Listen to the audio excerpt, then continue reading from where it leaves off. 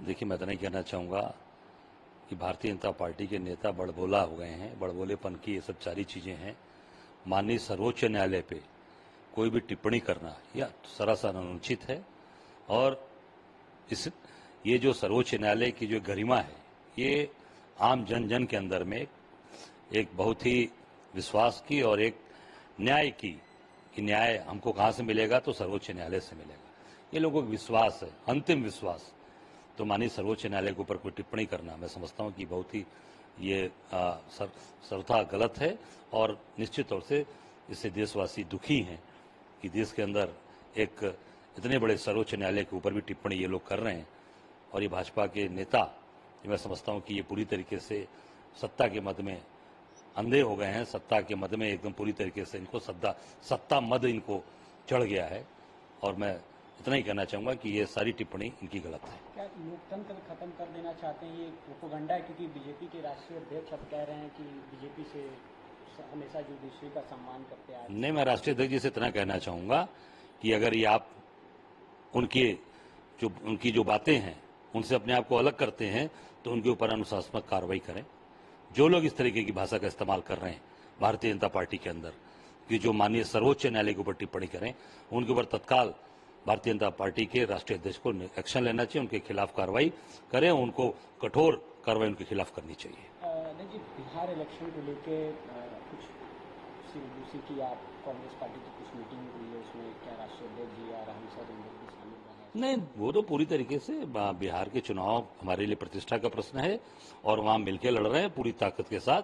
वहां सरकार बनेगी इस बार हमारी, क्योंकि आम जनता उब चुकी है, आम जनता परेशान है। और जो आज बिहार के जो हालात हैं, आप देख सकते हैं कि कानून व्यवस्था पूरी तरीके से ध्वस्त हो चुकी है। यूपी में तो ध्वस्त है ही है, बिहार के अंदर भी पूरा जंगल राज कायम है और वहां भी अत्याचार अन्याय की पराकाष्ठा है। क्योंकि मुख्यमंत्री को कुछ वहां उनको जो चीजें जिस तरीके से उनकी हरकत है, उससे पूरे बिहार के लोग परेशान हैं उनकी हरकत से। तो मीटिंग भी हो रही है इलेक्शन को लेकर आप लोग की? नहीं, अभी हम लोग पिछली बार पूरे चुनाव में गए थे बिहार में। पार्टी का जहां निर्देश होगा पूरी ताकत के साथ उत्तर प्रदेश का एक कार्यकर्ता बिहार के गली गलियारे में हम पूरी तरीके से एक एक गांव गलियारे में हम छाप देंगे। हमारा पूरा क्षेत्र सटा हुआ है और हमारे तमाम ऐसे रिश्तेदार नातेदार हमारे मजबूत लोग बिहार के अंदर हैं, जहां कांग्रेस उत्तर प्रदेश से पूरी ताकत के साथ जाकर वहां पे अपने गठबंधन के लिए काम करेगी।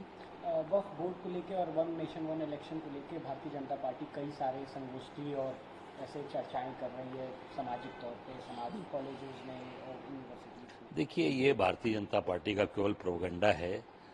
आपको बताना चाहूँगा कि जो दल आज अपने सर्वोच्च न्यायालय पर टिप्पणी करता है, वो मैं समझता हूँ कि उसको जनता के बीच में जाने का कोई हक अधिकार नहीं है। सर्वोच्च न्यायालय से पहले माफी मांगे और अपने नेता पर कार्रवाई करें। ये सब केवल प्रोपेगेंडा है, लोगों को भ्रमित करने का। महंगाई, बेरोजगारी, भ्रष्टाचार, और जो आज नौजवानों को नौकरी नहीं दे पा रहे हो, काम नहीं दे पा रहे हो। मनरेगा के मजदूरों को मजदूरी नहीं मिली अभी तक। पूरे देश के अंदर मजदूरों की मजदूरी नहीं मिली, जो 100 दिन के अंदर था कि इसको 100 दिन काम करेंगे और इनकी गारंटी है 100 दिन को मिलेगा। आज वो पैसा नहीं दे पा रही है केंद्र की सरकार। ये पूरी प्रोपेगेंडा वाली और मार्केटिंग वाली सरकार है।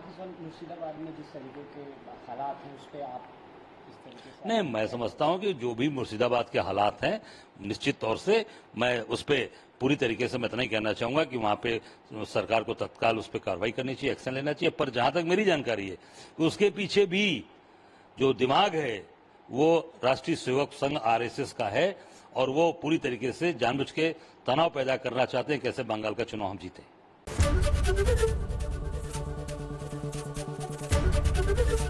ABP गंगा, खबर आपकी, जुबान आपकी।